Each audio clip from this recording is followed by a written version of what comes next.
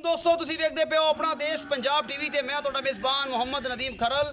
सब तो पहले अपने चैनल को करो सबसक्राइब ते बेल आइकन का बटन करो प्रेस कि मेरी हर आने वाली अच्छी और बेहतरीन वीडियो तुहाडे तक पहुंचे और तुसी देखो सब तो पहले।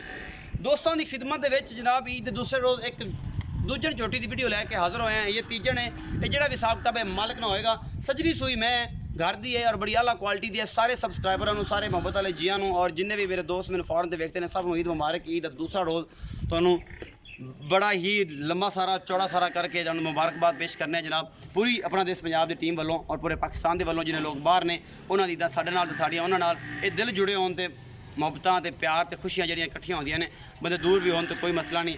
तो जनाब अज की जी वीडियो लाजवाब होने वाली है, वीडियो आखिर तक देखनी है। मालिक ने सारी गल्लां करांगे, कैमरामैन साहब मझ विखाते हैं, उस तो बाद फिर मालिक को पूछांगे सुबह दूसरा है तीसरा है कदों सूई है की मामले ने पिछे की है और सारा कुछ। कैमरामैन साहब बिस्मिल्लाह करो।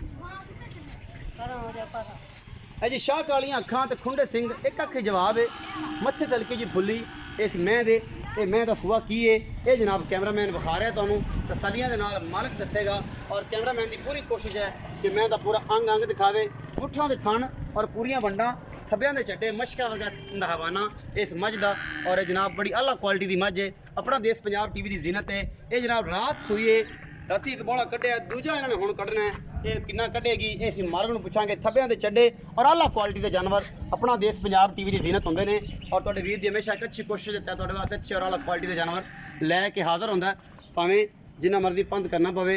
यह जनाब मझ है तुसीं देखदे पै जे और ये जनाब पिछे ते कट्टा है ये रात की सूई हुई है सजरी सूई और जनाब अपना देश पंजाब टीवी की जीनत बनने लगी है।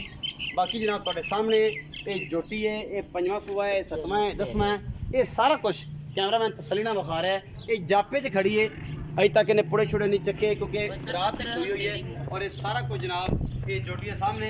ये नीली गावी क्रॉस ब्रीड है ये जनाब देसी मझ भी कह सकते हो। एक क्रॉस ब्रीड है दुध ज़्यादा देंदियां ने देसी मझां और ये जनाब मालिक को पूछना है कि पिछले सुबह इनका की रिकॉर्ड रहा है या एक की करती रही है। यह पीछे कट्टा है तो यह जी नाड़ा नाल ही खड़ा है बिल्कुल कच्चा रात हुई है और जनाब इनकी एक दिन की उम्र है ये बेचारे की।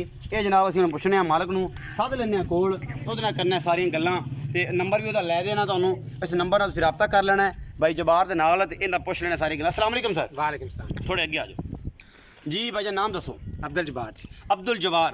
अब्दुल जब्बार साहब पहले तो अपना नंबर बोल दो तुहाडे घर की मझ है तुहाडे पिछे इन्ना बंद आया नहीं जाना तुसीं प्लीज़ अपना नंबर बोल दो कि जे दोस्त तुहाडे कोल लैनी होवे तुहाडे नाल रबता कर सकन। 0303 जी 0303 78 78 27 668 668 78 27 668 ये भाई जवार का नंबर है 0303 78 27 668 668 ये भाई जवार का नंबर है उन्होंने मझ जनाब ये जनाब ये इन्हें तुसीं रबता कर लेना है। मेरा नंबर जो 0300 097 58 51 कॉल व्हाट्सअप और ईमो ते 24 घंटे चलता है। ये जनाब भाई जवार ना करने गल्लां कि भाई जवार ये मझ जी थोड़ी विखाई है ये किनवा सूआ जैनवन है। ये दूसरा सूआ जी पहले सूबे की चोटी हुण मौजूद खड़ी है इहदे कोल। अजी दूजा सूआ हुण हाँ सूई जी है। दूजा सूआ ये सूई कदों है जी? ये रात सूई है जी। बोला पहला कटे हाँ जी पहला बड़ो चोलिया सी किन्ना बोला सी?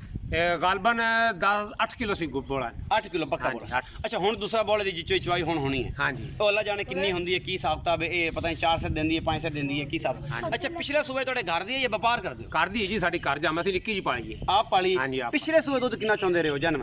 गालबन 12 तो 13 किलो दूध चोद है। 12 13 हाँ जी ਅੱਛਾ ਰੂਟੀਨ ਹੈ ਜਿਹੜਾ ਚਾਹੁੰਦੇ ਰਹੇ। रूटीन ना चोद है। ਅੱਛਾ ਬਾਕੀ ਦੇ ਪਿੱਛੇ ਕੱਟੀ ਸੀ ਪਿਛਲੇ ਸੂਬੇ हाँ जी कट्टी। ਹੁਣ ਇਹਨੇ ਕੱਟਾ ਦਿੱਤਾ ਹੈ। ਹਾਂਜੀ। ਅੱਛਾ ਮੁਹੱਬਤ ਪਿਆਰ ਵਾਲਾ ਤਾਂ ਮੁੱਲ ਕਰਨਾ ਹੈ ਕਿਉਂਕਿ ਦੂਸਰਾ ਸੂਆ ਹੁਣ ਸੂਈ ਹੈ ਦੂਜੀ ਚਵਾਈ ਦੀ ਹੁਣ ਹੋਣੀ ਹੈ ਕੋਈ ਲੰਮੀ ਚੌੜੀ ਤਾਂ ਇਹਦੇ ਕੋਈ ਕੰਮ ਨਹੀਂ ਹੈਗਾ ਕਿ ਇਹਦੀ 10 ਚਵਾਈਆਂ ਆਪਾਂ ਕੀਤੀ ਖੜਾ ਦੁੱਧ ਦੀ ਐਵਰੇਜ ਦਾ ਪਤਾ ਲੱਗ ਜਾਏ।